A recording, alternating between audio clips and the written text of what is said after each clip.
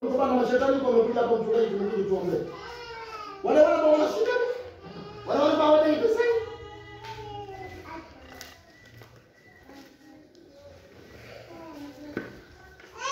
Mimi naambia.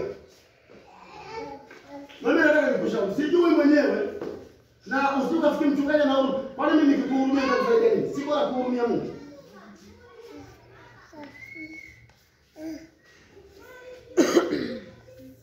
Unajua kuona watu mjane wanaenda kujibu akutana kuna hapa kuna nini?